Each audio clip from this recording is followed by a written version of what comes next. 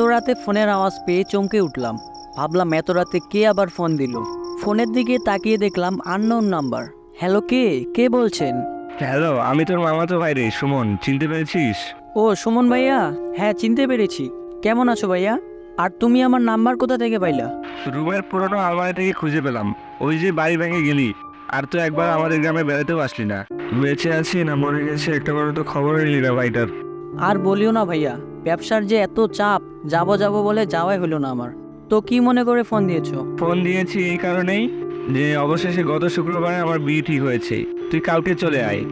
কি বলো, সত্যি নাকি? ভালোই হইলো, অনেকদিন থেকে যাবো যাবো বলে ভাবছিলাম। আচ্ছা ঠিক আছে, আমি কালকেই রওনা দিব। বড় ভাইয়ের বিয়ে খেতে যাব, মনটা আনন্দের জ্বরে ভেসে গেল। ভোরবেলা একটাই ট্রেন আছে, আমাকে 5টার আগে উঠেই ট্রেন ধরতে হবে। একটি ব্যাগের মধ্যে আমার কাপড় চোপড়গুলো গুছিয়ে নিলাম। যেহেতু অনেকদিন পর ভাইয়ের বাসায় যাচ্ছি, কাপড় চোপড় না নিলে হয় না। মনে মনে টার্গেট নিলাম বেশ কয়েকদিন থেকে আসব, কারণ ছোটবেলাটা আমার সেই গ্রামেই কেটেছে। একটা অন্যরকম টানই রয়েছে সেই গ্রামের প্রতি। স্টেশনে গিয়ে দেখলাম ট্রেন চলে এসেছে। বুঝতে পারলাম কিছুক্ষণের মধ্যেই ট্রেনটি ছেড়ে দিবে। তাই তড়িঘড়ি করে টিকিট কাউন্টারে গেলাম টিকিট কাটতে। মামা, একটা মোহনপুর যাওয়ার টিকিট দেন তো তাড়াতাড়ি। এই নেন, 420 টাকা দেন। কিছু কম হবে না মামা? না, কম হবে না। আমি টিকিট কেটে ট্রেনে উঠে পড়লাম। ট্রেনে উঠে দেখলাম ট্রেনের ভিতর যাত্রী একদমই কম। মোহনপুর অনেক দূরের রাস্তা, জানতাম যেতে যেতে রাতই হয়ে যাবে, তাই ব্যাগে করে খাবার নিয়ে এসেছি। আমি আবার বাইরের খাবার খুব কমই পছন্দ করি। ট্রেন থেকে নেমে ফোনের দিকে তাকিয়ে দেখলাম রাত 8টার মতো বাজে। রিক্সা স্ট্যান্ডে এসে একজন রিক্সা চালককে জিজ্ঞাসা করলাম, দাদা কুসুমপুর যাবে?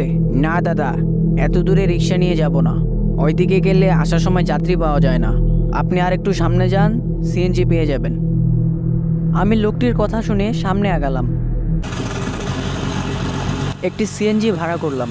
10 কিলোমিটারের রাস্তা, বেশিক্ষণ সময় লাগবে না। কুসুমপুর থেকে প্রায় 5 মিনিট হাঁটলেই আমার ভাইয়ের বাসা। অনেকদিন পর বড় ভাইয়ের সাথে দেখা হবে, ভাবতেই মনটা আনন্দে ভেসে যাচ্ছে।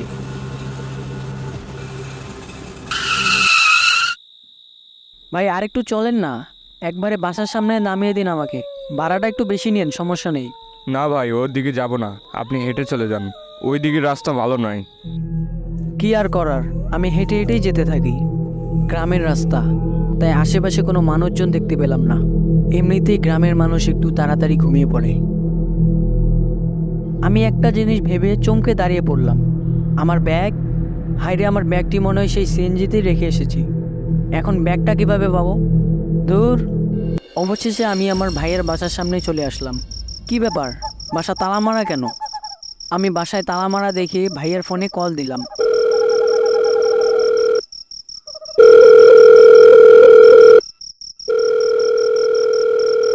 এভাবে বেশ কয়েকবার ভাইয়ের ফোনে কল দিলাম, বাট ফোনটা রিসিভ করলো না। আমি একটু চিন্তায় পড়ে গেলাম। আমি এখন কি করব, কোথায় যাব, কিছুই ভেবে পাচ্ছিলাম না। ভাইয়া তো বাসা থেকে কোথাও যাওয়ার কথা না।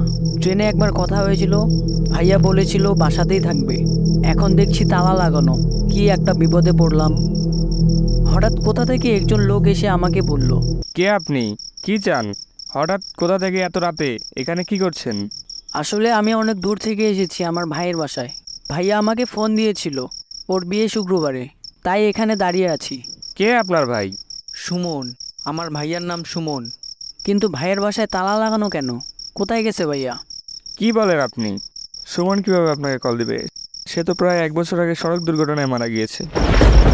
এগুলো শুনে মাথা ঘুরে পড়ে যাওয়ার মতো অবস্থা আমার। কি বলেন এইসব? আমি তো কিছুই বুঝতে পারছি না।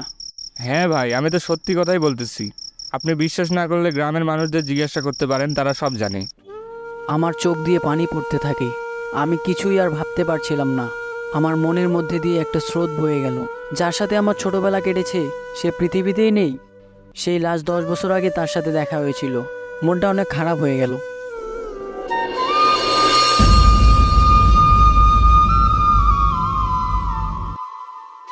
আমি একটা নদীর ধারে বসে ওর কথাগুলো ভাবছিলাম।